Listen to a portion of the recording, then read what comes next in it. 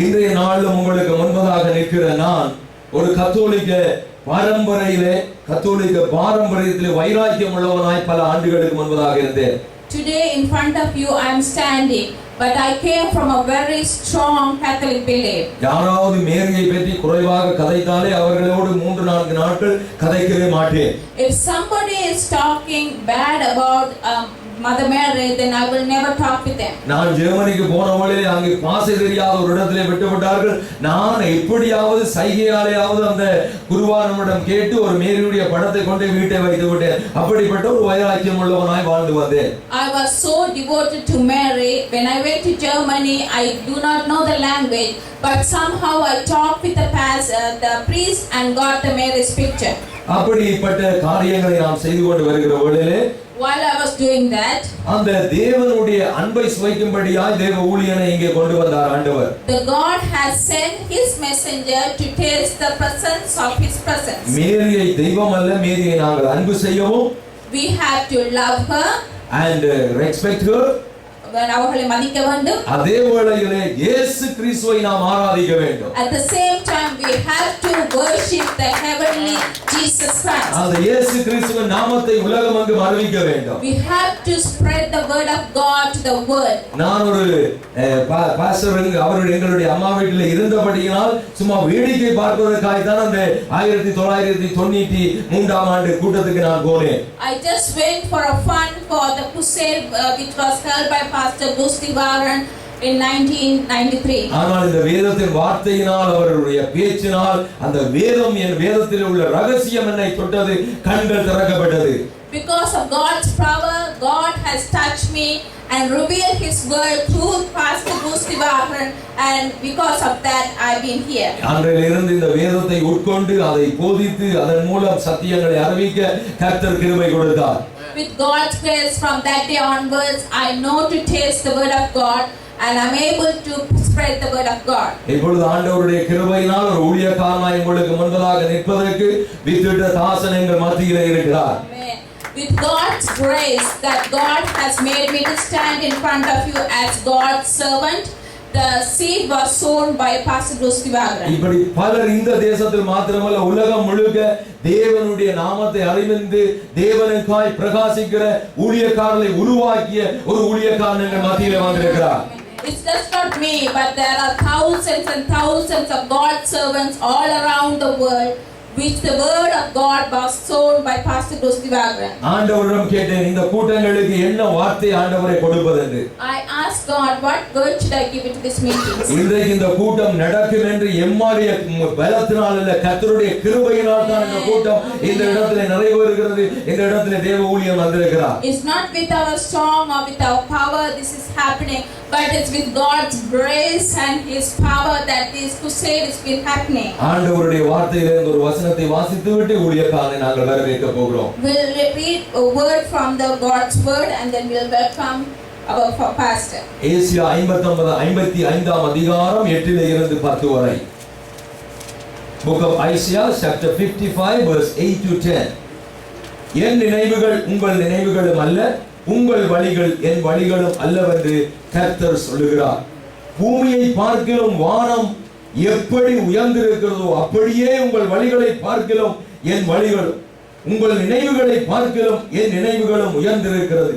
மாரியும் உறைந்த மழையும் வானத்திலிருந்து இறங்கி அவ்விடத்துக்கு திரும்பாமல் பூமியை நனைத்து அதன் முளை கிளப்பி விளையும்படி செய்து விதைக்கிறவனுக்கு விதையும் புசிக்கிறவனுக்கு ஆகாரத்தையும் கொடுப்பது எப்படியோ அப்படியே என் வாயிலிருந்து புறப்படுகிற வசனமும் இருக்கும். அது வெறுமையாய் என்னிடத்தில் திரும்பாமல் அது நான் விரும்புகிறதை செய்யும், நான் அதை அனுப்பின காரியமாகும்படி வாய்க்கும். Isaiah 55 verse 8 to 10. For my thoughts are not your thoughts, neither are your ways my ways, declares the Lord. As the heaven and are higher than the earth, so are my ways higher than your ways, and my thoughts than your thoughts. As the rain and the snow comes down from heaven and do not return to it without watering the earth and making it bud and flourish, so that it yields seed for the sower and bread for the eater. Amen. So is my word that goes out from my mouth. It will not return to me empty, but will accomplish what I desire and achieve the purpose for which I send it. தேவன் அனுப்புகிற காரியத்தை அவருடைய வார்த்தை செய்து முடிக்கும். But the reason for what God has sent, the word, it will always fulfill. இந்த நாட்களில் விசுவாசத்தோடு இருங்கள், கர்த்தர் பெரிய காரியத்தை உங்கள் வாழ்க்கையிலே செய்வார். Be faithful and God will do miraculous things in your life. உங்களுக்கு மாத்திரமல்ல, அநேகருக்கு சொல்லி அநேகரை அழைத்து வந்து இந்த கூட்டத்திலே ஒத்துழைக்குமாறு அன்போடு கேட்டுக்கொள்கிறோம். It's not for you just the blessings, but for all around the world. Please bring others. Hallelujah. Hallelujah. Praise the Lord. Praise the Lord. பிதாவாகிய தேவனுக்கும் நம்முடைய ஆண்டவரும் இரட்சகரும் மீட்பருமான இயேசு கிறிஸ்துவுக்கும் பரிசுத்த ஆவியான தேவனுக்கும் நாம் எல்லாரும் பலத்த ஒரு கைகளை தட்டி ஆண்டவருக்கு கோடி கோடி நன்றியை நாம் தெரிவித்துக் கொள்வோம். சர்வதேச இயேசு கிறிஸ்துவை பின்பற்றும் திருச்சபையின் சார்பாக நாம் எல்லாருமாய் நம்முடைய ஆண்டவராகிய இயேசு கிறிஸ்துவின் பரிசுத்த நாமத்தில் ஒரு நல்ல ஐக்கியத்தில் வந்திருப்பதற்காக ஆண்டவருக்கு நாம் நன்றி செலுத்துவோம். உங்கள் எல்லாரையுமாய் மீண்டும் ஒரு விசை கிறிஸ்துவின் நாமத்தில் அவருடைய பரிசுத்த அலங்காரத்தோடு இருக்கிற பரிசுத்த சபையில் காண்பதில் உண்மையிலே பெருமகிழ்ச்சி அடைகிறோம். நாம் ஒரு காலத்தில் எகிப்தில் இருந்து விடுதலை செய்யப்பட்டு வனாந்தரத்தில் நடத்தப்பட்டவர்களைப் போல ஒரு காலத்தில் நாம் இருந்தோம். ஆனால் எகிப்தில் விடுதலை செய்த அந்த மக்களை கர்த்தர் பாலும் தேனும் ஓடும் தேசத்திற்கு என்று அவர்களை அழைத்து சென்றார். அதான் அவருடைய பரிசுத்த சபையாகும்.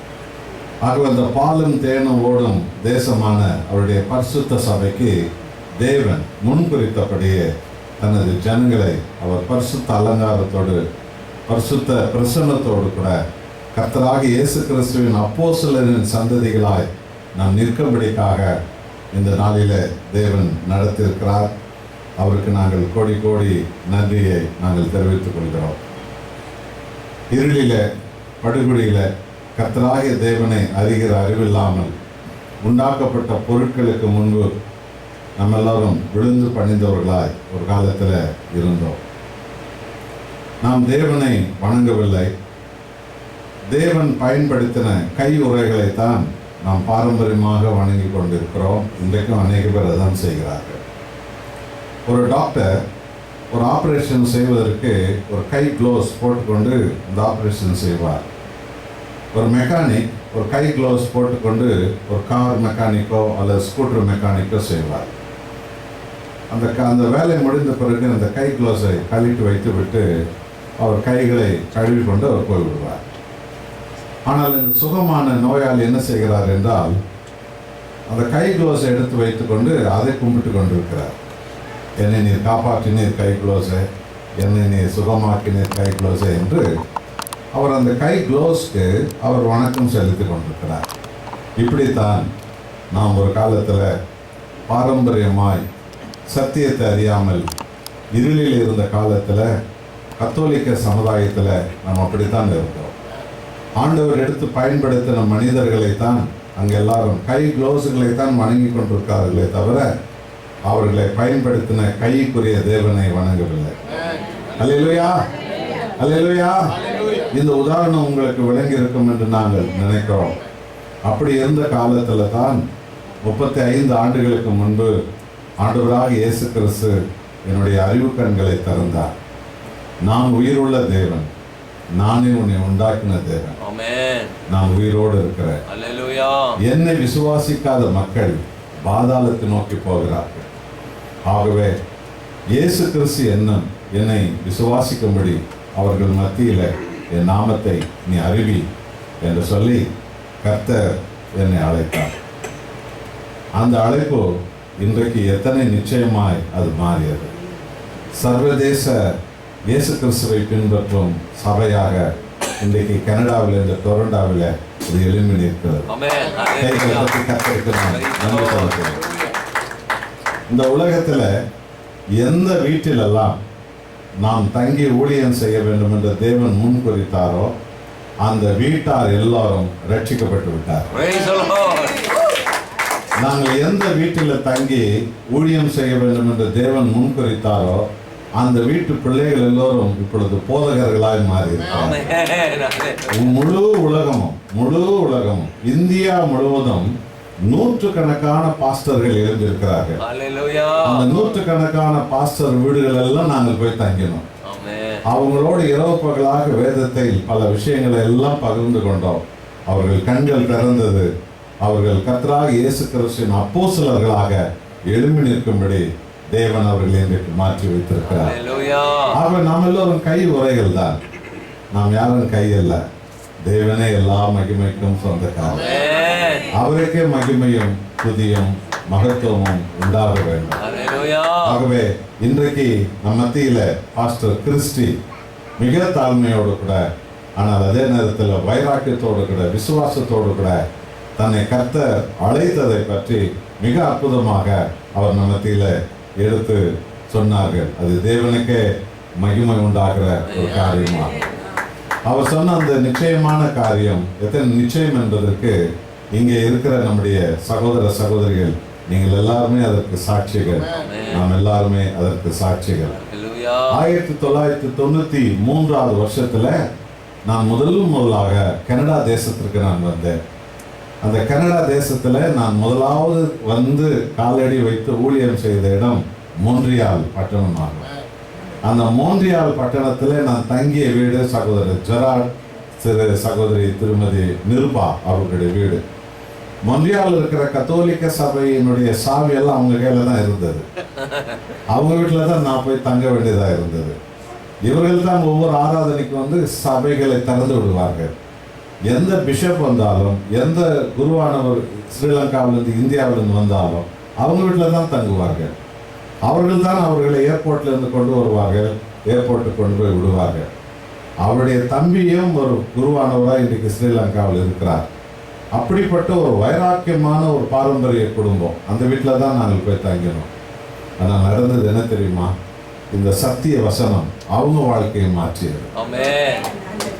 அந்த எந்த வீட்டில் நாங்கள் தங்கினோமோ அந்த வீட்டார் கடைசியில கிறிஸ்துவா இந்த சபைகளை திறந்து விடுகிற சாவியா ரெண்டுல ஒன்று முடிவு பண்ண வேண்டியதா போனது.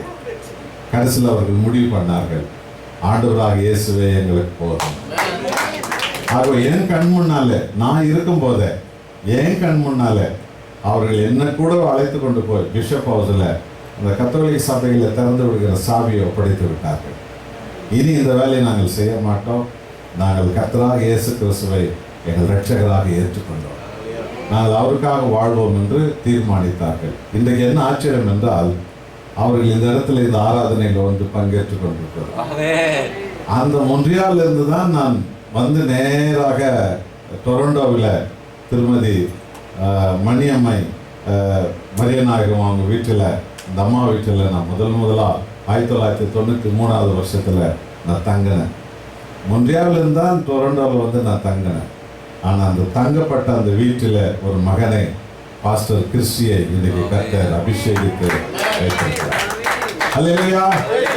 ஆகவே மொன்றியாவில் இருந்து வந்து நான் தங்கிய வீட்டில் பாஸ்டர் கிறிஸ்டி உருவாகிவிட்டார். இப்போ நான் மொன்றியாலில் தங்கின அந்த வீட்டில் பாஸ்டர் ஜெரார்ட் உருவாகுவேன். அதுதான் அடுத்தது ஆண்டவர் செய்வார். ஆகவே அதுக்கு எடுத்துக்காட்டாக இன்றைக்கு சகோதரர் ஜெரார்ட் முன்னால் வந்து பாஸ்டர் கிறிஸ்டிய என்ற நம்முடைய குடும்பத்தில் கத்தோலிக்க சபை என்ற அந்த மரத்தில் உருவான கிளையில ஒரு கிளையை எடுத்து கர்த்தர் அவருடைய ராஜரீகம் செல்லும் சபைக்கு மெய்ப்பனாக அவர் நிறுத்தி வைத்திருப்பது அது மகிமையான விஷயம் இல்லையா? அது ரொம்ப பெரிய கனம் பண்ண வேண்டிய ஒரு விஷயம் இல்லையா? அதனால் அவரை நாம் கனம் பண்ணுவோம். பாஸ்டர் கிறிஸ்டியை முன்னால் இருக்கிறோம். சகோதரர் ஜெரார்ட் வந்து அவருக்கு இந்த பொன்னாடையை போர்த்தி அவர்களை நம்முடைய எல்லா சார்பாக கௌரவிக்க வேண்டும் என்று அன்போடு நாங்கள் கேட்டுக்கொள்கிறோம். அதுக்காகவே நான் இந்தியாவிலிருந்து இதை எடுத்துக்கொண்டு வந்தேன். ஆமா, தேவன் எப்போதுமே சொல்லாத சில காரியங்களை செய்வார். நீங்க போத்துங்க. ஏன்னா மொன்றியால தான் டொரண்டோக்கு வந்தேன். டொரண்டோவில் வந்து ஒரு மகன் இன்றைக்கு பாஸ்டரா நிறுத்தப்பட்டிருக்கிறார். அடுத்தது கர்த்தர் சகோதரர் ஜெரார்டை தான் அப்படியே அடுத்து பயன்படுத்த போறார். எல்லா கைகளை பலமாய் கட்டுங்க. தேவனுக்கே மகிமை. கர்த்தருக்கே மகிமை, கர்த்தருக்கே மகிமை, கர்த்தருக்கே மகிமை, தேவனுக்கே மகிமை. இன்னொருவர் பாஸ்டர் ஞானம், நம்முடைய ஐக்கியத்தில் ஒரு பாஸ்டர் ஞானம் உருவாயிருக்கிறார். அவர் எழுந்து நிற்கணும். எல்லார் கைகளை தட்டி அவர்களை கனப்படுத்தும். கர்த்தருக்கு கோடி கோடி நாம் நன்றி சொல்ல கடமைப்பட்டிருக்கிறவர்கள். கர்த்தருக்கே மகிமை உண்டாவதாக. அருமையான சகோதரி திருமதி சுசிலா அவர்கள் அல்பர்டாவிலிருந்து இந்த கூட்டங்களில் பங்கெடுக்க வந்திருக்கிறார்கள். அருமையான சகோதரர் பிரான்சிஸ் அவர்கள், அவர் ஒவ்வொரு முறையும் என்னுடைய இந்த ஊழியத்தில் தனிப்பட்ட விதத்தில் இந்த கனடாவிலிருந்து ஒருவர் எனக்கு காணிக்கை அனுப்புவார் என்றால் அது சகோதரர் பிரான்சிஸ் தான். அவர் ஒவ்வொரு முறையும் தனிப்பட்ட விதத்தில், இதுவரைக்கும் நான் யாருக்கும் சொன்னதில்லை, சொல்ல அவர்கள் விரும்பினதில்லை. ஆனால் இன்றைக்கு அதை நாங்கள் சொல்ல வேண்டியது என்றால் தேவன் செய்த பெரிய ஒரு காரியம். ஆகவே நான் தங்கிய அந்த குடும்பத்தின் இந்த தாய் திருமதி மரியநாயகம், மணியம்மை மரியநாயகம் அவர்கள் இருக்கிறார்கள். அவர்கள் கைகளை தட்டி எல்லாரும் அவர்களை கைகளை தட்டி விட்டார்கள். அவர்களுடைய அந்த வைராக்கியம், அந்த வீட்டுக்குள்ளே நாங்கள் தங்கி இந்த பட்டணத்தில் செய்யப்பட்ட ஊழியம். இன்னும் எத்தனையோ பேரை ஆண்டவர் அதற்கென்று முன்குறித்து வைத்திருக்கிறார். அவர்கள் பல பேர் அந்த அழைப்பை இன்னும் உணராதவர்களாக இருக்கிறார்கள். அவருக்கு கீழ்ப்படியும் போது அந்த அழைப்பை அவர்கள் கண்டுகொள்வார்கள். அவர்கள் இயேசு கிறிஸ்துவின் ராஜ்யத்தை கட்டுகிறவர்களாக வருவார்கள். ஆகவே சபை என்பது கர்த்தராகிய இயேசு கிறிஸ்துவின் ராஜ்யத்தின் நிழல் தான் சபை என்பது. என்னுடைய ராஜ்யம் பூமியில வரும் என்று ஆண்டவர் சொன்னார் இல்லையா? அதனுடைய நிழல் தான் கர்த்தராகிய இயேசு கிறிஸ்துவை ஆராதிக்கிற சபை என்பது. ஆகவே முன்பு பாரம்பரியமான யூத சபை இருந்தது. ஆனால் அதில் பிதா, குமாரன், பரிசுத்தாவி என்கிற தேவனை அவர்கள் ஆராதிக்கவில்லை. தேவனுடைய சத்தியத்தை அவர்கள் அறிவிக்கவில்லை. அது வெறும் பாரம்பரியமாக இருந்தது.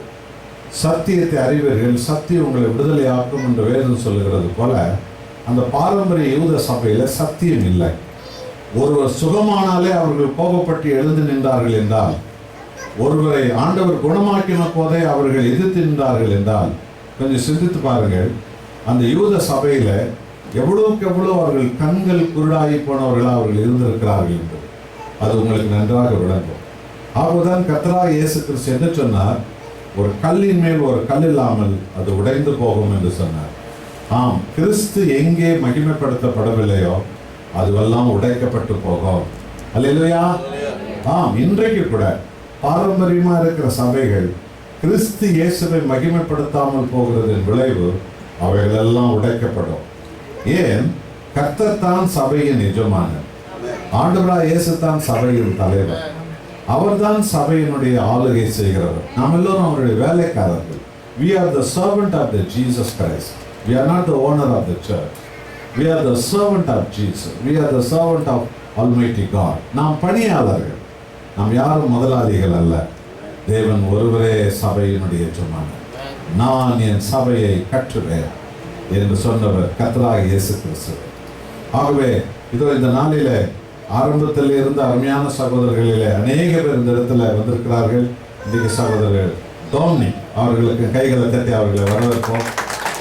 அருமையான சகோதரர் அவர்களுக்கு நம்முடைய வாழ்த்துக்களை தெரிவிப்போம். இந்த டொரண்டோவில் என்னை கார்லேருந்து கொண்டு போய் மீட்டிங்கு கார்லெல்லாம் சேர்க்கிற காலையில் சகோதரர் கிறிஸ்டி கொண்டு போவார் என்றால் மாலை கூட்டங்களுக்கு என்னை இன்னொரு சகோதரர் தயவுசெய்து சகோதரர் எழுதுனில்லைங்க எழுதுனில்லை கைகளை தட்டுங்க. அவர்களை காண்பதில் உண்மையிலே பெருமகிழ்ச்சி அடைகிறேன். இப்படி நம்முடைய பழைய அருமையான கிறிஸ்துவுக்குள் அருமையான சகோதரர்கள் இப்படி எல்லாருமா வந்திருப்பது மிகவும் ஆச்சரியக்குரிய ஒரு காரியம். தேவன் நான் என் சபையை கட்டுவேன் என்று சொன்னது என்னவென்றால், அந்த சபையில பிதா, குமாரன், பரிசுத்தாவிங்கிற தேவன் சிங்காசனத்தில் இங்கே ஆளுகை செய்கிறார். அவருடைய சத்தியம் அறிவிக்கப்படுகிறது. ஆவியான தேவனை ஆராதிக்கிறோம். இது பரலோகத்தின் முன் அடையாளம். பரலோகத்தில் தான் நிரந்தர சபை இருக்கிறது. இந்த பூமியில அவருடைய நிழலுக்குரிய சபையாய் கிறிஸ்துவின் ரத்தத்தால் கட்டப்பட்ட பரிசுத்த சபைகள் எழுந்தது. இது போல சர்வதேச இயேசு கிறிஸ்துவை பின்பற்ற சபை ஒன்று போதாது, 1000 வருடம் கனடாவில். அல்லேலூயா. ஆம், 1000 வருடம், 1000 சபைகள் வரணும். எத்தனை லட்ச லட்ச ஜனங்களை உலகம் முழுவதும் இந்த தேவன் இந்த தேசத்துக்கு கொண்டு வருகிறார். எல்லாரும் இந்த தேசத்துல மெய்யான தேவனை அறியணும். கர்த்தராகிய இயேசுவே பரலோகத்திலிருந்து இறங்கி வந்த மெய்யான தேவன், அவர் வழியாகவே பிதாவை ஒருவன் கண்டடைய முடியும் என்கிற சத்தியத்தை இந்த தேசத்தில் எல்லாரும் அறிய வேண்டும் என்றால் இந்த நாட்களில் நீங்களும் கூட ஆண்டவரே, என்னை கூட நீங்கள் எடுத்து பயன்படுத்துங்க ஆண்டவரே, எங்களையும் கூட பயன்படுத்துங்க என்று சொல்லி உங்களை ஒப்புக்கொடுங்க. இந்த ரெக்கார்டிங் வேலையிலெல்லாம் இன்றைக்கு ஈடுபட்டிருக்கிற அருமையான சகோதரன் குமாருக்காக கைகளை தட்டி அவர்களை உற்சாகப்படுத்துவோம். இந்த நாளில உங்களோடு நாங்கள் இருப்பதற்காக நன்றி. நாளைக்கு வரும்போது இன்னும் ஒருவரையும் நீங்கள் அழைத்து கொண்டு வாருங்கள். ஆண்டவர் அவர்களை ஆசீர்வதிப்பார். நான் இந்தியாவிலிருந்து 8 DVD கேசட்டுகள் கொண்டு வந்திருக்கிறேன். அதில் 4 நானும் ஃபாதர் பெர்குமான்ஸும் நடத்திய பெரிய பெரிய கூட்டங்கள், ஏறக்குறைய 1 லட்சத்துக்கு மேற்பட்ட ஜனங்கள் அந்த கூட்டங்களில் வந்திருக்கிறார்கள். 1 லட்சத்துக்கு மேற்பட்ட ஜனங்கள், எல்லா சபைகளும் ஒன்று சேர்ந்து அந்த கூட்டங்களை ஏற்பாடு செய்திருக்கிறார்கள். ஏறக்குறைய ஒரு 350 சபைகள் ஒன்று சேர்ந்து அந்த கூட்டங்களை ஏற்பாடு செய்தார்கள். அந்த DVD கேசட்டுகள் 4 கேசட்டுகளை உங்களுக்கு கொண்டு வந்திருக்கிறோம். மற்றும் நாங்கள் நடத்திய கூட்டங்களுடைய கேசட்டுகள் என்றும் பாடல் கேசட்டுகள் என்றும் கொண்டு வந்திருக்கிறோம். அதோடு மாத்திரமல்ல, இந்தியாவில் ஒரு பிராமணர் கிறிஸ்துவை இரட்சகராக ஏற்றுக்கொண்டு அந்த குடும்பம் அவரை புறக்கணித்து பிறகு அந்த முழு குடும்பமும் ரட்சிக்கப்படுகிறது. அந்த பிராமணர்கள் எல்லாம் சேர்ந்து இப்போ இந்தியாவில் தமிழ்நாட்டில் ஒரு சபை ஆரம்பிச்சிருக்கிறார்கள், பிரார்த்தனாலயா என்று சொல்லி. அதை சினிமா நடிகர்களை வைத்து ஒரு திரைப்படம் எடுத்திருக்கிறார்கள். அந்த திரைப்படத்தை உங்களுக்கு நான் கொண்டு வந்திருக்கிறேன். அது வெளியில் உங்களுக்கு வைக்கப்பட்டிருக்கிறது. நீங்கள் போகும் பொழுது அதற்குரிய காணிக்கைகளை கொடுத்து அதை பெற்றுக்கொண்டு செல்லுங்கள். அந்த கசட்டுகள் விற்கிற காணிக்கைகள் எல்லாம் கொண்டு இப்போது நாங்கள் என்ன செய்கிறோம் என்றால், கிராமங்களில் இயேசு கிறிஸ்துவின் சபை கட்டும் ஊழியத்துக்கென்று அந்த காணிக்கையை நாங்கள் பயன்படுத்துகிறோம். பெங்களூரில் மிக பெரிய பிரம்மாண்டமான சபை, அதாவது ஏறக்குறைய 2000 பேர் உட்கார்ந்து தேவனை ஆராதிக்கிற ஒரு பெரிய சபை கட்டிடத்தை ஆண்டவர் எங்களுக்கு தயவாய் தந்தார். மிக தயவாய் தந்தார். நினைத்து பார்த்ததும் இல்லை, திட்டமிட்டதும் இல்லை. 1 கொரிந்தியர் 2:9 சொல்லுகிறது போல, தேவன் தன்னில் அன்பு கூறுகிறவர்களுக்கு என்று ஆயத்த பண்ணி வைத்திருக்கிறவர்களை கண் கண்டதும் இல்லை, காது கேட்டதும் இல்லை, மனுஷனுடைய இருதயத்தில் அது தோன்றினதும் இல்லை. அல்லேலூயா. ஆம், கிறிஸ்துவை நாம் அன்பு செய்ய கர்த்தராகிய இயேசு கிறிஸ்து அவரை அன்பு செய்கிறவர்களுக்கு என்று ஏற்பாடு செய்திருக்கிற ஆசீர்வாதங்களை, ஊழியங்களை, திட்டங்களை, சபைகளை, ரட்சிப்பை, சுகத்தை, பலத்தை, விடுதலையை, ஆசீர்வாதத்தை எந்த கண்ணும் கண்டதும் இல்லை, எந்த காதும் கேட்டதும் இல்லை, மனுஷனுடைய இருதயத்தில் தோன்றினதும் இல்லை. கர்த்தர் அதை திட்டமிட்டு வைத்திருக்கிறார். அதை பெற்றுக்கொள்வதற்கு என்று தான் இந்த வேத வசனங்களின் வழியாக பரிசுத்த ஆவியானவர் நம்மை அழைக்கிறார். எப்பொழுதெல்லாம் நாம் தேவனுடைய வார்த்தைக்கு கீழ்ப்படிவோமோ அப்பொழுதெல்லாம் தேவன் உங்களுக்கென்று திட்டமிட்டு வைத்திருக்கிற அந்த மாபெரும் ஆச்சரியமான ஆசீர்வாதத்தை, எதிர்காலத்தை, சபை ஊழியத்தை, ரட்சிப்பின் ஊழியத்தை, அபிஷேகத்தை, தரிசனத்தை நீங்கள் பெற்றுக்கொள்ளும்படி ஆண்டவர் உங்களை வழி நடத்துவார். அதைத்தான் இந்த நாளிலும் கூட நீங்கள் செய்ய வேண்டும் என்று உங்களை அன்போடு கூட நாங்கள் கேட்டுக்கொள்கிறோம். உங்களோடு இந்த 4 நாட்களுக்கு நாங்கள் இருப்பதற்காக ஆண்டவருக்கு நாங்கள் கோடி கோடி நாங்கள் நன்றியை தெரிவித்துக் கொள்கிறோம். கர்த்தர் தானே மகிமை அடைவாராக. பெங்களூரில் நமக்கென்று ஒரு பெரிய ஒரு சபையை, அந்த சபை இயேசு கிறிஸ்துவின் எழுப்புதல் சபை என்று பெயர் வைக்கும்படி ஆண்டவர்களுக்கு உணர்த்தி இயேசு கிறிஸ்துவின் எழுப்புதல் சபை என்று சொல்லி ஒரு பெரிய சபையை கட்டி வைத்திருக்கிறோம். அங்கு எங்களுக்கு கீழே 20 பேர் பாஸ்டர்களாக அபிஷேகம் பண்ணப்பட்டு 20 பேர் அந்த சபையில் இப்போ இருக்கிறார்கள் பாஸ்டர்களாக. ஏறக்குறைய 12 இடங்களிலே கிளை சபைகளை, பெங்களூரில் மாத்திரம் இந்த தாய் சபை ஒன்று, இதற்கு கிளை சபையாக 7 சபைகள், 12 சபைகளை கிளை சபைகளாக ஆரம்பிக்கும்படி தேவன் செய்திருக்கிறார்.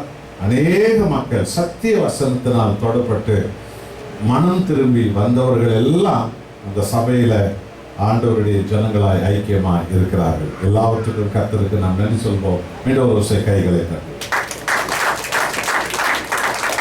உங்களோடு இன்றைய நாளிலே பகிர்ந்து கொள்வதற்காக கர்த்தராகிய தேவன் என் இருதயத்தில் வைத்த வசனம் ஏசாயா 61 3வது வசனம். ஏசாயா 61 3வது வசனம். சீயோனிலே துயரப்பட்டவர்களை சீர்படுத்தவும் அவர்களுக்கு சாம்பலுக்கு பதிலாக சிங்காரத்தையும் துயரத்துக்கு பதிலாக ஆனந்த தைலத்தையும் ஒடுங்கின் ஆவிக்கு பதிலாக துதியின் உடையும் கொடுக்கவும் அவர் என்னை அனுப்பினார். அவர்கள் கர்த்தர் தம்முடைய மகிமைக்கென்று நாட்டின நீதியின் விருட்சங்கள் எனப்படுவார்கள். சாம்பலுக்கு பதிலாக சிங்காரத்தை கொடுக்க, துயரத்துக்கு பதிலாக ஆனந்த தைலத்தை கொடுக்க, ஒடுங்கின் ஆவிக்கு பதிலாக துதியின் உடையை கொடுக்கவே பிதாவாகிய தேவன் கர்த்தராகிய இயேசு கிறிஸ்துவை இந்த உலகத்திற்கு அனுப்பினார். அல்லேலூயா. ஆகவே இந்த நாளிலே தேவனே, என்னுடைய கடந்த கால வாழ்க்கையின் சாம்பல் இன்றோடு ஒளிந்து போகட்டும், சிங்காரம் என் வாழ்க்கையில் ஆரம்பமாகட்டும்.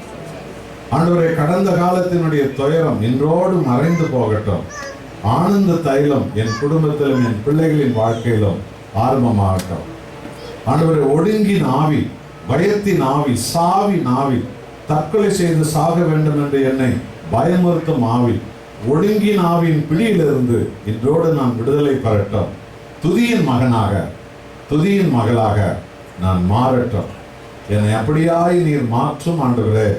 அதற்காகவே நீர் இந்த உலகத்திற்கு வந்து என்னை அப்படியாய் மாற்றும் என்று சொல்லி நாம் ஜெபிப்போம். அருமையான பாடல், ஆராதனை, துதி எல்லாவற்றின் மத்தியில் ஒரு விஷயம் நாமும் ஜெபிப்போம். கண்களை மூடுவோம்.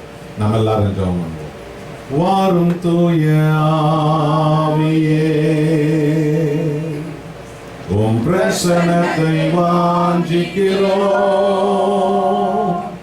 வல்லமையால் எம்மை நிரப்பி நீர் ஆளுகை செய்யும். எல்லோரும் வாரும் தூய ஆவியே, உம் பிரசன்னத்தை வாஞ்சிக்கிறோம். வல்லமையால் எம்மை நிரப்பி நீர் ஆளுகை செய்யும். ஜீவ தண்ணீர் நீரே, தாகத்திற்கு ஊற்று, ஆலோசனை கர்த்தரே, நீர் ஆளுகை செய்யும். வாரும் தூய ஆவியே, உம் பிரசன்னத்தை வாஞ்சிக்கிறோம். வல்லமையால் எம்மை நிரப்பி நீர் ஆளுகை செய்யும். வல்லமையால் எம்மை நிரப்பி நீர் ஆளுகை செய்யும். வல்லமையால் எம்மை நிரப்பி நீர் ஆளுகை செய்யும். அன்பின் பரலோக பிதாவே, வானத்திற்கு பூமிக்கும் கர்த்தாவே, உம்மை நன்றியோடு நாங்கள் துதித்து வணங்கி ஆராதிக்கிறோம். எரேமியா 32:27 சொல்லுகிறது, நான் மாம்சமான யாவருக்கும் தேவனாகிய கர்த்தர் என்று சொல்லி. ஆம் தேவனே, நீர் வெறுமனமே கிறிஸ்தவர்களுக்கு மாத்திரம் தேவன் அல்ல, மீட்பர் அல்ல, இரட்சகர் அல்ல. இந்த முழு உலகத்தில் இருக்கிற ஜாதி மத இன பேதமின்றி எல்லா ஜாதிகளுக்கும், எல்லா இனத்தாருக்கும், எல்லா மதத்தாருக்கும், எல்லா மார்க்கத்தாருக்கும் நீரே கர்த்தரும் இரட்சகரும் மீட்பருமாய் இருக்கிறீர். உம்மை கண்டு கொண்டவர்கள் தங்களை கிறிஸ்தவர்கள் என்று நாங்கள் சொல்லுகிறோம். உம்மை காணாதவர்கள் இன்னும் தம்மை தேடிக்கொண்டே இருக்கிறார்கள். அப்படிப்பட்டவர்களுக்கு தேடியே நீர் இந்த உலகத்திற்கு வந்தீர். உம்மை நன்றியோடு ஆராதிக்கிறோம். ஆம், நீர் மாம்சமான யாவருக்கும் தேவனான கர்த்தர். அல்லேலூயா, அல்லேலூயா. இதோ உமது ஒரே பேரான குமாரன் இயேசு கிறிஸ்துவை ஆண்டவரே சாம்பலுக்கு பதிலாக சிங்காரம் கொடுக்க, துயரத்துக்கு பதிலாக ஆனந்த தைலத்தை கொடுக்க, ஒடுங்கின் ஆவிக்கு பதிலாக துதியும் உடையே கொடுக்க, கர்த்தாவே உம்முடைய சொந்த ஜனங்களாக எங்களை எழுப்பி நிற்க வைக்க, உமது மகிமையை எங்கள் வழியாய் நீர் வெளிப்படுத்த நீர் இந்த உலகத்திற்கு இறங்கி வந்தீரே. உமக்கு கோடி ஸ்தோத்திரம் ஆண்டவரே. கர்த்தராகிய இயேசுவை தன் இரட்சகராக மீட்பராக ஏற்றுக்கொண்டவர்கள் வாழ்க்கையில சாம்பல் இருப்பதில்லை, அது மறைந்து போகும். சிங்காரம் ஆரம்பமாகும். கர்த்தராகிய இயேசுவை ஆராதிக்கிறவர்கள் வாழ்க்கையில் துயரம் இருப்பதில்லை, அது ஒளிந்து போகும். ஆனந்த தைலம் ஆரம்பமாகும். கர்த்தராகிய இயேசு கிறிஸ்துவின் ஆவியினால் நடத்தப்படுகிறவர்கள் வாழ்க்கையில ஒடுங்கின் ஆவிகள் இருப்பதில்லை. துதியின் ஆவியானவர் இறங்கி வருவார். அவர்கள் வாழ்க்கை அவையில் துதிகளால் நிரப்பும். உம்மை நன்றியோடு நாங்கள் துதித்து வணங்கி ஆராதிக்கிறோம். கர்த்தாவே, சர்வதேசம் இயேசு கிறிஸ்துவை பின்பற்றும் சபைக்காக நன்றியோடு துதிக்கிறோம். ஆண்டவரே, இதோ நீர் மீட்கப்பட்ட உமது ஜனங்களை வழிநடத்துவதற்கென்று நீ தெரிந்து கொண்டு உமது மகன் பாஸ்டர் கிறிஸ்டிக்காக நன்றியோடு துதிக்கிறோம். ஆண்டவரே, நீர் தெரிந்து கொள்ளுகிற ஒவ்வொருவரையும் ஆண்டவரே, உமது ரத்தத்தால் சம்பாதித்த சபையில உமது வீட்டை கட்டி அந்த வீட்டை நடத்தும் வேலைக்காரனாய் ஊழியக்காரனாய் ஆண்டவரே நீர் வைக்கிறதற்காய் கோடி ஸ்தோத்திரம். தேவனே, தாழ்மையில் இருந்த எங்களெல்லாம் நினைவு கூர்ந்தீரே. ஆண்டவரே, ஞானிகளை வெட்கப்படுத்த பாலகர்களை எடுத்து பயன்படுத்தினீரே. கர்த்தாவே, உமக்கு கோடி ஸ்தோத்திரம். எங்களுக்கு வந்த எல்லா கனமும் உம்மால் வந்தது. எங்களுக்கு வந்த எந்த மேன்மையும் உம்மாலே வந்தது. எங்களுக்கு வந்த எந்த உதவியும் எந்த ஒத்துழைப்பும் உம்மாலே வந்தது. எங்களுக்கு கிடைத்த இந்த ஜீவன் உம்மாலே வந்தது. எங்களுக்கு கிடைத்த இந்த வாழ்வு உம்மாலே வந்தது. ஆண்டவரே, உமது வீட்டில, உமது சபையில, உமது ஜனங்களை உமது சத்தியத்தில, ஜீவ நதியின் இடத்துல ஆண்டவரே, புல்லுள்ள இடத்துல ஆண்டவரே நடத்த எங்களை நீ தெரிந்து கொண்ட தயவுக்காய் கோடி கோடி நன்றி சொல்லுகிறோம். இன்னும் ஆண்டவரே, இந்த சபையில வந்திருக்கிற அநேக பேரை கர்த்தர் அப்படியா எடுத்து வரப்போற நாட்களில் பயன்படுத்த போகிறோம். கோடி கோடி நன்றி சொல்லுகிறோம். இந்த கனடா தேசத்தில் 1000 எழுப்புதல் சபைகள் வர வேண்டும். ஒவ்வொரு தெருவில் பல சபைகள் வரணும் ஆண்டவரே. பலதரப்பட்ட ஜாதிகளும் ஆராதிக்க வரணும் ஆண்டவரே. பலதரப்பட்ட காயப்பட்ட மக்கள் ஆறுதல் பெற வரணும். கட்டப்பட்ட மக்கள் விடுதலை பெற வரணும். மெய்யான தேவனே, மெய்யான இரட்சகரே, நீர் இந்த உலகத்தின் நியாய தீர்க்க வருவதற்கு முன்பு ஆண்டவரே, ஒரு விஷயம் கூட ஆண்டவரே, பின்மாறி மழை ஊற்றுவீராக. ஆண்டவரே, தேசங்களெல்லாம் கிறிஸ்துவின் ராஜ்யங்களாய் மாற வேண்டும்.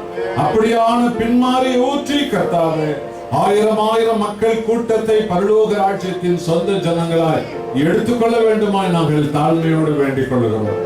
பழையவைகள் ஒளிந்து போகட்டும், புதியவைகள் ஆரம்பமாகட்டும்.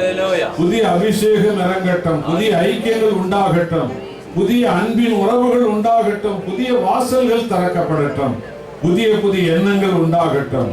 துதி, கன, மகிமை, மாட்சிமை எல்லாம் உமக்கே தருகிறோம். என்னை மறைத்து கர்த்தரே வெளிப்படுவீராக. எங்கள் ஆண்டவர் இயேசு கிறிஸ்துவின் விலையேறப்பட்ட நாமத்தில் ஜெபிக்கிறோம் நல்ல பிதாவே. ஆமென், ஆமென், அல்லேலூயா. கிறிஸ்துவில் அன்பான சகோதர சகோதரிகளே, உங்கள் எல்லோருக்கும் அன்பின் வாழ்த்துக்கள். இந்த நாளில் வாசிக்கப்பட்ட வேத பகுதி ஏசாயா 61 3வது வசனம். இதோ சாம்பலுக்கு பதிலாக சிங்காரத்தை கொடுக்க, துயரத்துக்கு பதிலாக ஆனந்த தைலத்தை கொடுக்க, ஒடுங்கின் ஆவிக்கு பதிலாக துதியின் உடையை கொடுக்கவே கர்த்தராகிய இயேசு கிறிஸ்துவை பிதாவாகிய தேவன் இந்த உலகத்திற்கு அனுப்பி வைத்தார். எல்லாரும் ஆண்டவருக்கு ஒரு விஷயம் கைகளை தட்டி அவருக்கு கோடி நன்றி சொல்லுவோம். அல்லேலூயா, அல்லேலூயா. என் அன்பான சகோதர சகோதரிகள், அருமையான தம்பி தங்கச்சிமார்களே, ஆண்டவராகிய இயேசு கிறிஸ்துவை உங்கள் சொந்த இரட்சகராக மீட்பராக நீங்கள் ஏற்றுக்கொள்ளும் அந்த நாளில் இருந்து உங்களுடைய பழைய காலத்தினுடைய சாம்பல் ஒழித்து கட்டப்படும். சாம்பல் வாழ்க்கை உங்கள் வாழ்க்கையில் இருக்காது. துயரங்கள் ஒழித்து கட்டப்படும். உங்கள் வாழ்க்கையில் இனி ஆனந்த தைலம் தான் உண்டாகும். இதோ ஒடுங்கின் ஆவி உங்களுடைய வாழ்க்கையில ஒழித்து கட்டப்படும். துதியின் ஜனங்களாய்த்தான் நீங்கள் இருப்பீர்கள். இரவு பகலானவங்க எப்பொழுதும் ஆண்டவரை துதிக்கிறவர்களாக இருப்பீர்கள். உங்களுடைய துதியினால் உங்கள் வீடுகள் தேவ பிரசன்னத்தால் அது நிரம்பும். இப்படிப்பட்ட ஒரு ஆசீர்வாதமுள்ள ஒரு வாழ்க்கைக்காகத்தான் தேவன் நம்மை அழைத்திருக்கிறார். இந்த அழைப்பு இந்த முழு உலகத்தில் எல்லாருக்கும் போய் சேர வேண்டும். ஆகத்தான் எரேமியா 32ஆம் அதிகாரம் 27வது வசனத்துல கர்த்தராகிய தேவன் இப்படியாய் சொன்னார், இதோ நான் மாம்சமான யாவருக்கும் தேவனான கர்த்தர் என்று சொல்லி. இந்த பைபிள் போதிக்கிற தேவன் வெறுமனே கிறிஸ்தவர்களுக்கு மாத்திரம் அவன் தேவன் அல்ல. ஆண்டவராகிய இயேசு கிறிஸ்து இந்த உலகத்திற்கு வந்த போது ஒரே ஒரு ஆள் கிறிஸ்தவன் என்ற பெயரில் ஒரு ஆள் கூட இருந்ததே கிடையாது. ஒரே ஒரு சபை கூட இருந்தது கிடையாது. ஒரே ஒரு பாதிரியாரோ ஒரே ஒரு பாஸ்டரோ இந்த உலகத்தில் இருந்தது கிடையவே கிடையாது. ஜனங்கள் தான் இருந்தார்கள்.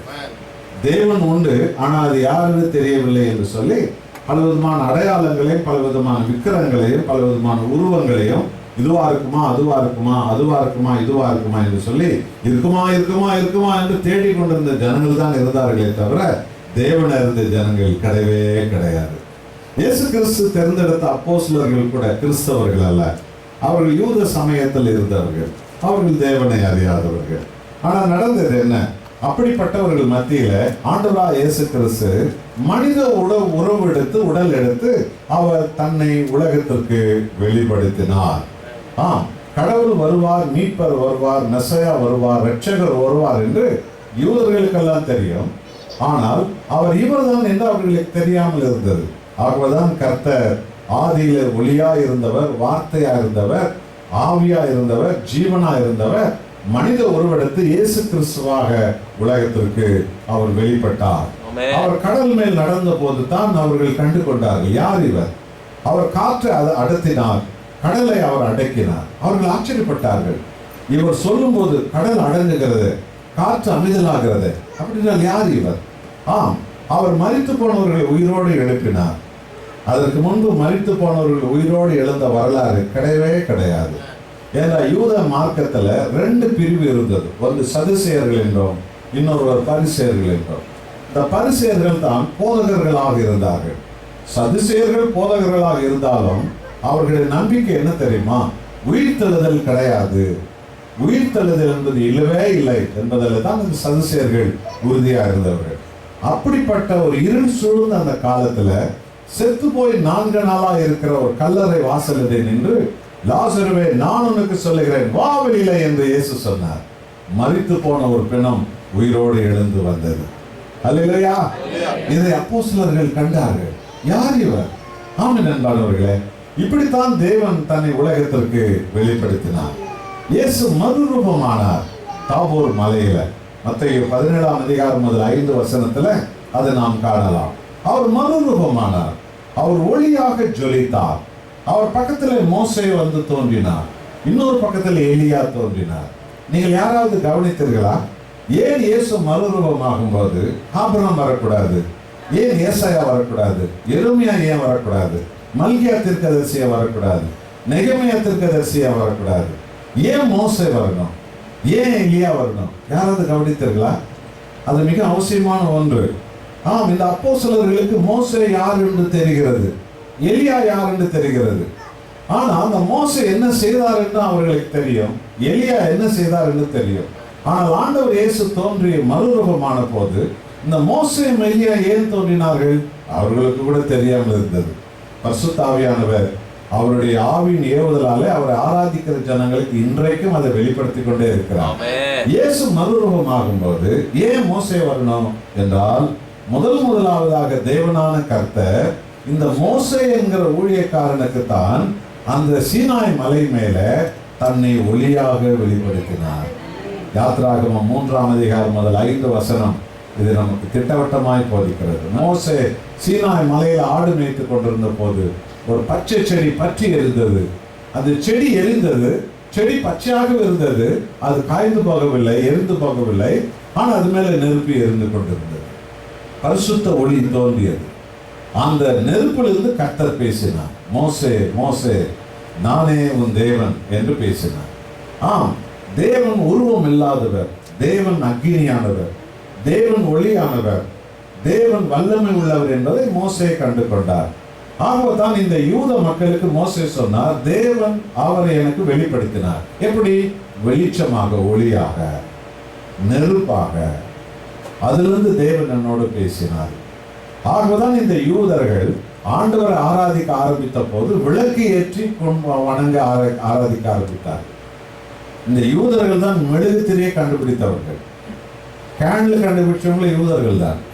அவங்க தான் கேண்டில் கொடுத்து வச்சுட்டு அவங்க கடவுளை ஆராதிக்க ஆரம்பித்தாங்க. ஏன்? கடவுள் ஒளியானவர். இந்த யூதர்கள் இந்தியா இலங்கையில வந்து வாழ்ந்த போது இவர்கள் ஒளியை ஏற்றி வணங்கினதை கண்ட திராவிடர்கள் அவர்களும் விளக்கு ஏற்றி கும்பிட ஆரம்பித்தார்கள். யூதர்கள் தேவனை ஆரம்பித்தார்கள், திராவிடர்கள் விளக்கை ஆராதித்துக் கொண்டிருக்கிறார்கள். விளங்குதா? கைகளை தட்டி ஆண்டவருக்கு. ஏனென்றால் ஒரு விளக்கை கொளுத்தி கடவுள் ஆராதிக்க வேண்டும் என்று ரிக்குவேதத்திலோ சாமவேதத்திலோ அதர்ம வேதத்திலோ இல்லவே இல்லை. ஆனால் இந்தியாவிலே இலங்கையில் இருக்கிற திராவிட தமிழர்கள் விளக்கை கொளுத்தித்தான் அதை ஆராதிக்கிறார்கள். ஏன் என்று கேட்டு பாருங்க, அவங்களுக்கு சொல்ல தெரியாது. இது பாரம்பரியமா பாரம்பரியமா பாரம்பரியமா என் முன்னோர்கள் கடைபிடிக்கிற ஒன்று என்று சொல்லுவார்கள். அந்த முன்னோர்கள் இதை யாரை வைத்து கடைபிடித்தார்கள்? யூதர்களை வைத்து.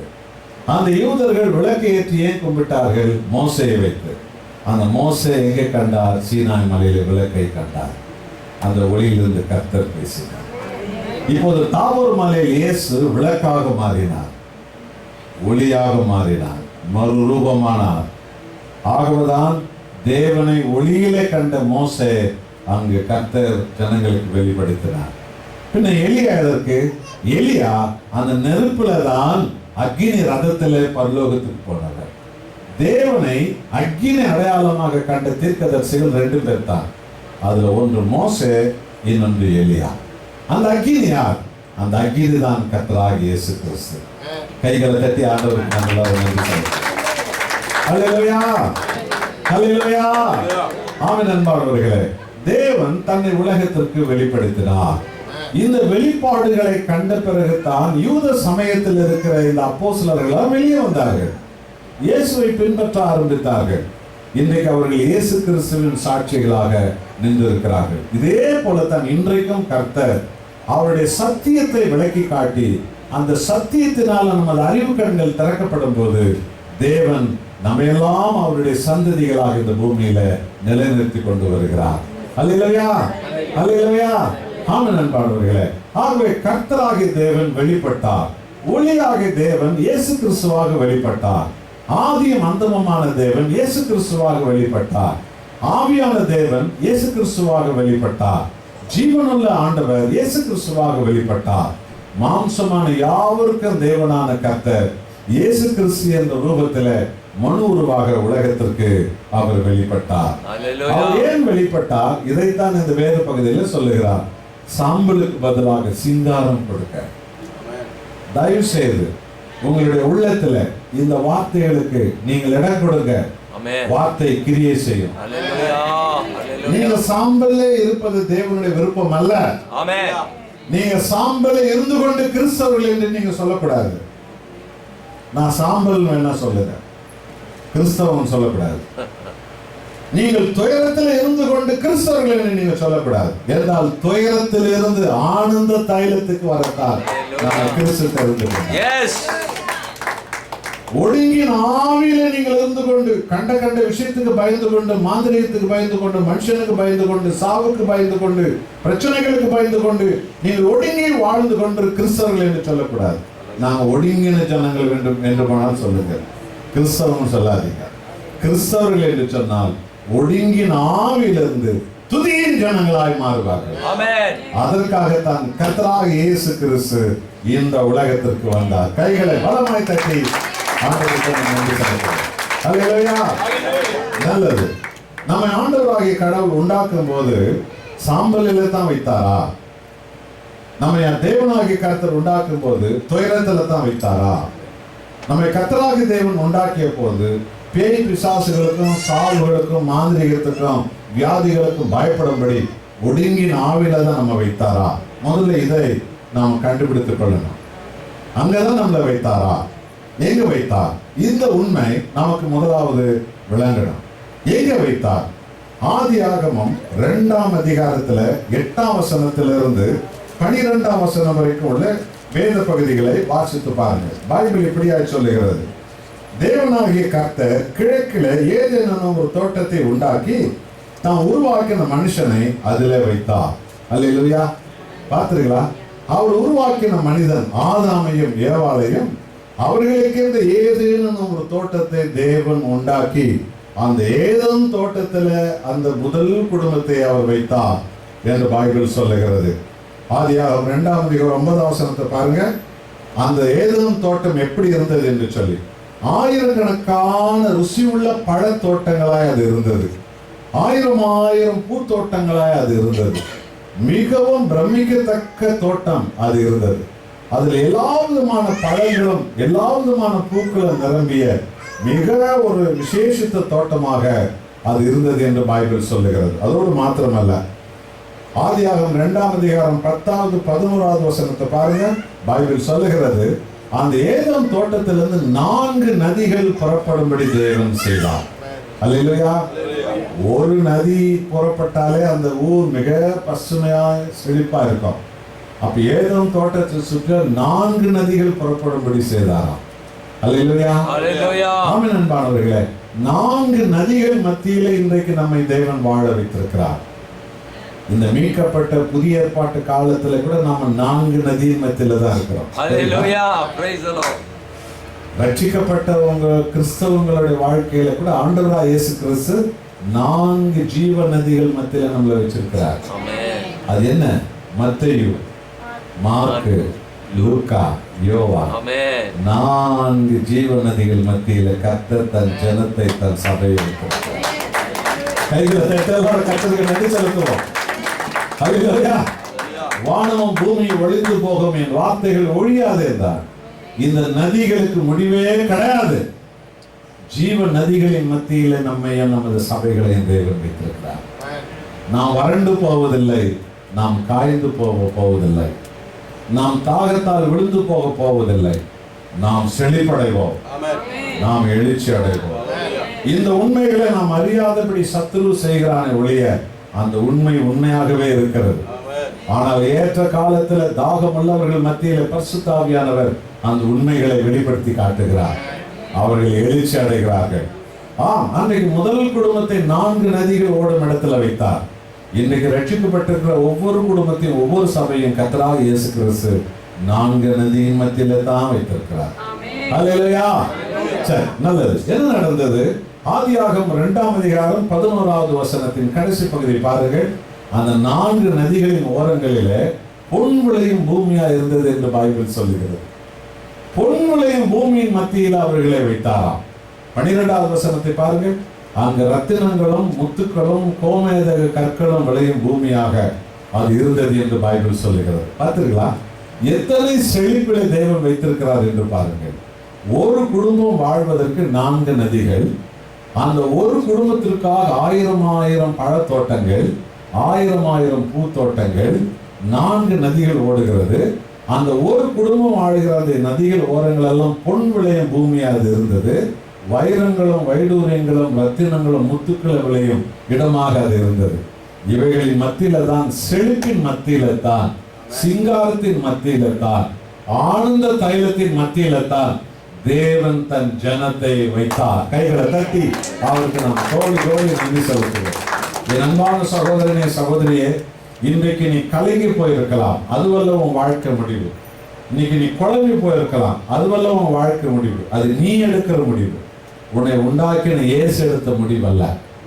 நீ உனக்குள்ளே நீதான் இருக்கிறாய். உனக்குள்ளே கிறிஸ்து வரும்படி நீ இடம் கொடு. உன்னுடைய கலக்கம் உன்னை விட்டு மறைபடி கர்த்தர் செய்வார். உன் குழப்பம் உன்னை விட்டு மறைபடி கர்த்தர் செய்வார். உன்னுடைய இருதயத்தில் நிற்கிற நாற்காலியை நீ உட்கார்ந்து இருக்கிற வரைக்கும் நீ வாழவே விரும்ப மாட்டாய். நான் தற்கொலை செய்து சாகணும், நான் இந்த உலகத்தில் இருக்க தயாரா இல்ல, நான் சாவேன் என்ன நீ முடிவு பண்ணுவேன். ஏன் தெரியுமா?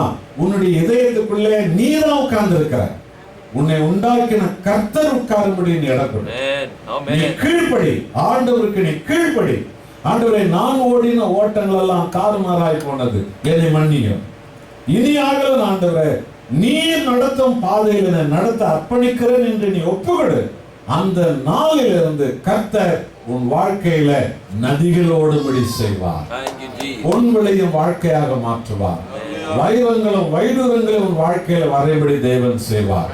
ஆமென். அன்பானவர்களே, நீங்கள் கண்ணீர் விட்டு அழுது அழுது சாவதற்காக உங்களை கர்த்தர் தெரிந்து கொள்ளவில்லை.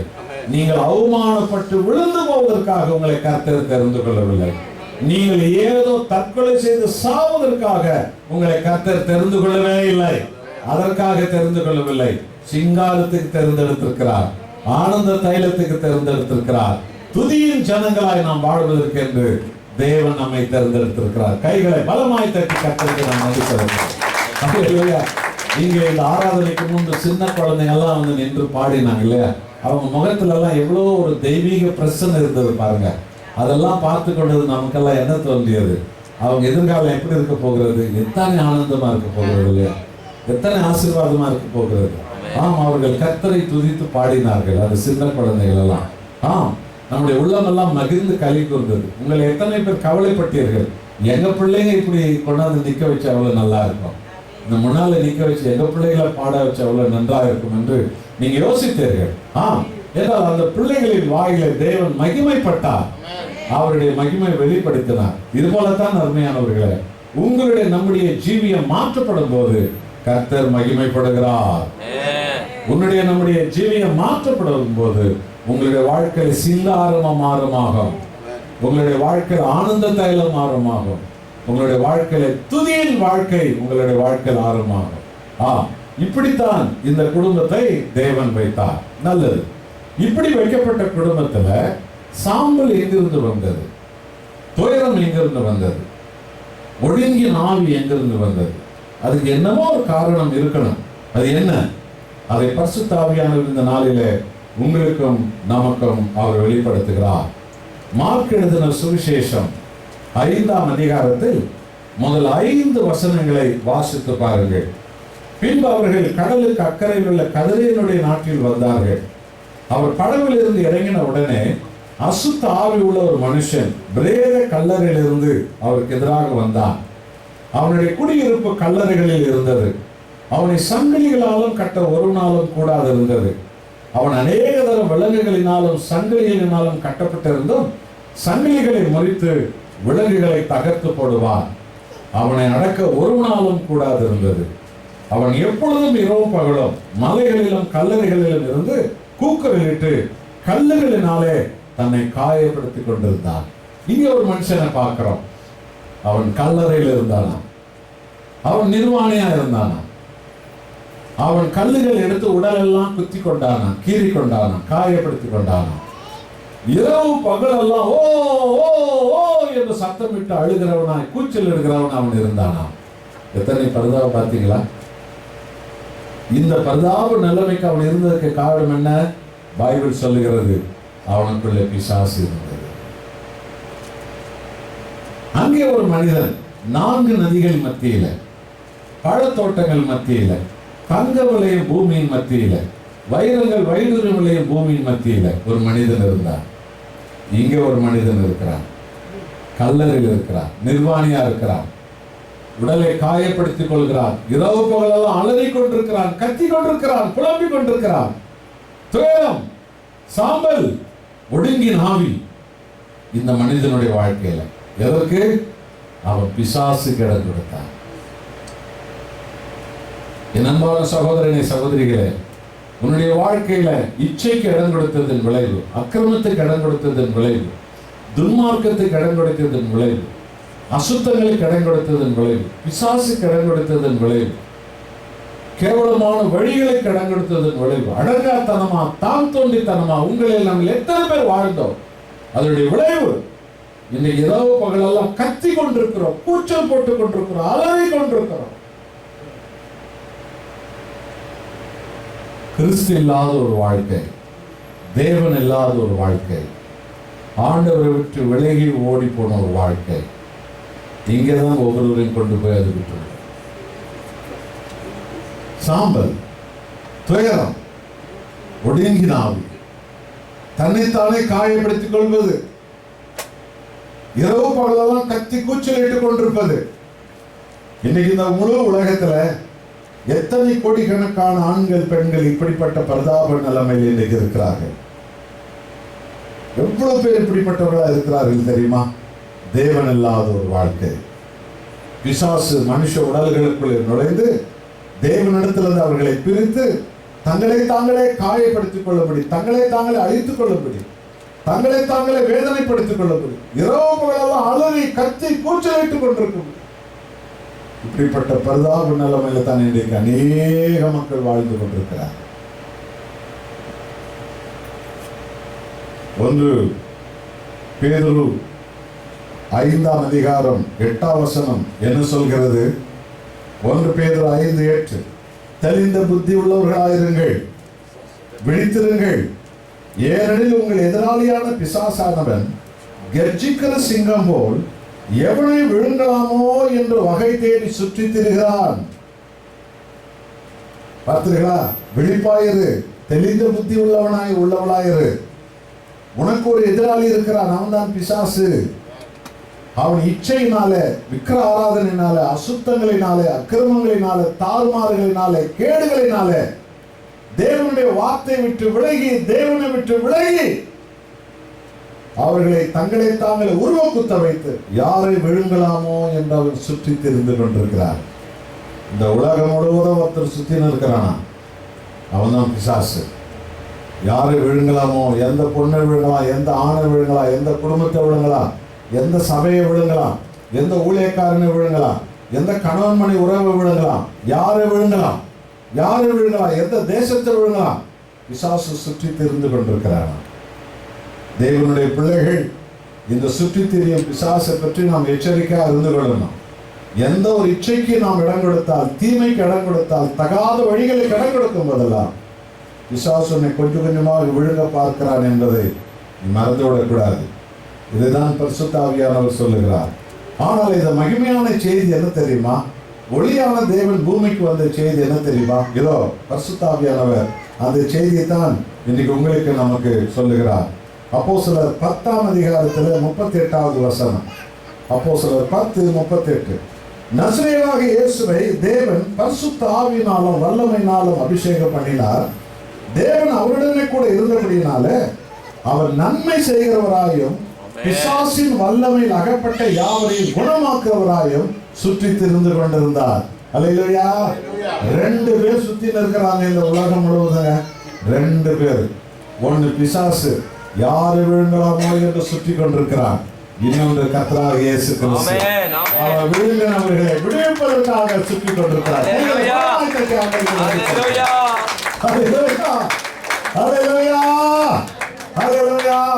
யாரை விழுங்கலாம்? பிசாசு சுத்தின்னு இருக்கிறான். ஆனால் கர்த்தராகிய இயேசு கிறிஸ்து அவன் யாரை விழுங்க முயற்சி பண்றான், அவங்களை விடுவிப்பதற்காக சுற்றி திரிந்து கொண்டிருக்கிறான். அல்லேலூயா.